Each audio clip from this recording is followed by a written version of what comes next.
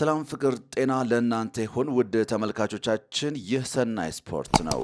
ለሰዓቱ የተዘጋጁ አጫጭር ስፖርታዊ መረጃዎችን ይዘን ቀርበናል። እስከ ዝግጅታችን ፍጻሜ አብራችሁን ትቆዩ ዘንድ የአክብሮት ግብዣችን ነው።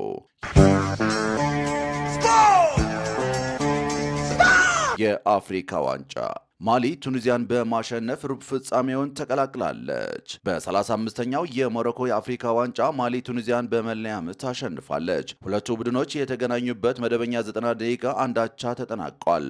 ፋይራስ ቻዎ ቱኒዚያን ቀዳሚ ያደረገች ግብ በ88ኛው ደቂቃ ላይ ቢያስቆጥርም ሲናያኮ በባከነ ሰዓት የማሊን የአቻነት ግብ በፍጹም ቅጣት ምት አስቆጥሯል። አሸናፊውን ለመለየት በተጨመረው 30 ደቂቃ ግብ ባለመቆጠሩ ሁለቱ ቡድኖች ወደ መለያ ምት አምርተዋል። ኩሊባሊ 26ኛው ደቂቃ ላይ በቀይ ካርድ ያጣችው ማሊ ለረጅም ደቂቃ በጎደሎ ተጫዋች ብትጫወትም በመለያ ምት ሰሜን አፍሪካዊቷን ሀገር አሸንፋ ሩብ ፍጻሜውን ተቀላቅላለች። ሴኔጋል ሱዳንን 3-1 ማሸነፏን ተከትሎ በሩብ ፍጻሜው ከማሊ ጋር የምትጫወት ይሆናል።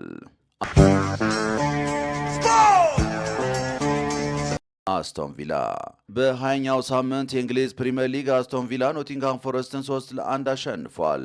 በቪላ ፓርክ በተደረገው ጨዋታ ጆን ማንጊን 2 ግቦችን ሲያስቆጥር አሊ ዋትኪንስ ቀሪዋን ግብ አስገኝቷል። ሞርጋን ጊብስ ኖቲንግሃም ፎረስትን ብቸኛ ግብ ከመረብ አሳርፏል።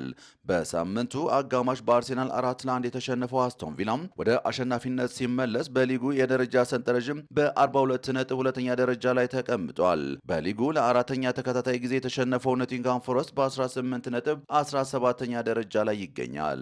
ወልቭስ በውድድር ዓመቱ ለመጀመሪያ ጊዜ አሸነፈ።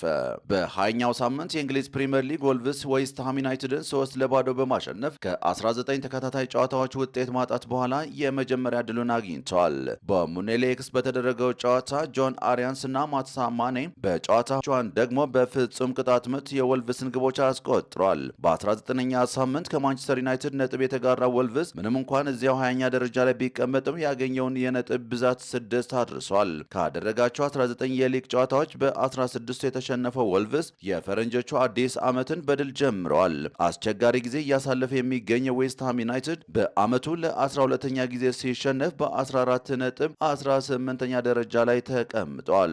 በሌላ ጨዋታ ብራይተን በርንሌን 2-0 አሸንፏል። አርሰናል በ20ኛው ሳምንት የእንግሊዝ ፕሪምየር ሊግ አርሰናል በርንማውዝን 3-2 በማሸነፍ የሊጉ መሪነትን አጠናከረ። በቪታሊቲ ስቴዲየም በተደረገው ጨዋታ ዴክላን ራይስ 2 ግቦችን ሲያስቆጥር ጋብሪኤል ማጋሊሽ 1 ግብ አስገኝቷል። ኢቫን ሊሰን እና ጁኒየር ክሩፒ የበርንማውዝን ግቦች አስቆጥሯል። በሊጉ 5ኛ ተከታታይ ድሉን ያስመዘገበው አርሰናል ነጥቡን 48 በማድረስ ከተከታዩ አስቶን ቪላ ያለውን የነጥብ ልዩነት ወደ 6 አስፍቷል። በርንማውዝ በሊጉ ካሸነፈ 7 ጨዋታዎች አልፈዋል። ባርሴሎና በ19ኛ ሳምንት የስፔን ላሊጋ በካታላን ደርቢ ከኢስፓኞል የተጫወተ ባርሴሎና 2-0 አሸንፏል። ዳኒ አልቦና ሮበርት ሉዋንዶውስኪ የባርሴሎናን ግቦች አስቆጥረዋል። ከጨዋታው 3 ነጥብ ያገኘው የሃንሲ ፍሊክ ቡድን ሊጉን በ49 ነጥብ እየመራ ሲሆን ከተከታዩ ሪያል ማድሪድ ያለውን የነጥብ ልዩነት ወደ 7 አስፍቷል። ዛሬ የሚደረጉ ጨዋታዎች አፍሪካ ዋንጫ ደቡብ አፍሪካ ከካሜሮን። የአፍሪካ ዋንጫ የጥሎ ማለፍ ጨዋታዎች ዛሬም ቀጥለው ሲደረጉ ደቡብ አፍሪካ ከካሜሮን የሚያደርጉት ጨዋታ ይጠበቃል። በምድብ 2 ግብፅን ተከትለው ያለፉት ባፋናዎቹም ወደ ሩብ ፍጻሜው ለማለፍ በሁጎ ብሩስ እየተመሩ ከጠንካራዋ ካሜሮን ይፋለማሉ። ሁለቱ ቡድኖች በመድረኩ ጥሎ ማለፍ ሲገናኙ ይሄኛው ለሁለተኛ ጊዜ ሲሆን በመጨረሻ ምድብ ኮትዲቫርን ተከትላ ያለፈች ካሜሮን ዋንጫዋን ለ6ኛ ጊዜ ለማሸነፍ በምታደርገው ጉዞ ምሽት 4 ሰዓት ላይ ከከባዱ ፈተና ትጋፈጣለች። በሌላ የጥሎ ማለፍ ጨዋታ አስተናጋጇ ሞሮኮ ከታንዛኒያ የሚያደርጉት ጨዋታ ምሽት 1 ሰዓት ይጀምራል። ዋንጫውን ካነሳች ድፍን 50 ዓመት የሞላት ሞሮኮ ለመጨረሻ ጊዜ በመድረኩ የነገሰችው በኢትዮጵያ አስተናጋጅነት በተካሄደው የ1976 የአፍሪካ ዋንጫ ነበር። የዘንድሮውን የአፍሪካ ዋንጫ በሀገሯ ለማስቀረት አጀማመሯን ያሳመረችው ሰሜን አፍሪካዊቷ ሀገር በአሽራፍ ሀኪሚ የተመራች ሩብ ፍጻሜውን ለመቀላቀል ከምስራቅ አፍሪካዊቷ ሀገር ትጫወታለች። ማንቸስተር ሲቲ ከቼልሲ የሳምንቱ ተጠባቂ ጨዋታ። የምዕራብ ለንደኑ ክለብ ቼልሲ ማንቸስተር ሲቲን ለመጨረሻ ጊዜ ያሸነፈው በ2021 የአውሮፓ ቻምፒየንስ ሊግ ፍጻሜ በካይ ሃቨርትዝ ብቸኛ ግብ ሲሆን ከዚህ በኋላም በሁሉም ውድድሮች የፔፕ ጋርዲዮላን ስብስብ ማሸነፍ አልቻለም። ከባለፉት 8 የፕሪሚየር ሊግ ጨዋታዎችም በስድስቱ ተሸንፏል። በ20ኛው ሳምንት የእንግሊዝ ፕሪሚየር ሊግ ዛሬ ምሽት ማንቸስተር ሲቲ ከሊጉ መሪ አርሴናል ጋር ወደ 7 የሰፋውን የነጥብ ልዩነት ለማጥበብ ከቼልሲ የሚያደርገው ጨዋታ ይጠበቃል። በአዲሱ ዓመት የመጀመሪያ ዕለት ዋና አሰልጣኙ ኢንዞ ማሬስካን ያሰናበተው ቼልሲ በጊዜያዊ አሰልጣኝ ካሉም ማክፋርላን እየተመራ ከባዱን ጨዋታ ያደርጋል። የቼልሲ ባለቤቶች የተጫዋቾች የዝውውር መስኮት በተከፈተ ቁጥር ካዝናቸውን ከፍተኛ ረብጣ ገንዘብ በማውጣት በርካታ ከዋክብትን ቢያስፈርሙም ውጤቱ ግን እንደሚፈልጉት አልሆነላቸውም። ካለፉት 6 የፕሪሚየር ሊግ ጨዋታዎች አንዱን ብቻ ያሸነፉት ሰማያዊ ለባሾቹ የዋንጫው ቀጥተኛ ተፎካካሪ ከሆነው ክለብ ማንቸስተር ሲቲ ሌላ ከባድ ፈተና ይጠብቃቸዋል።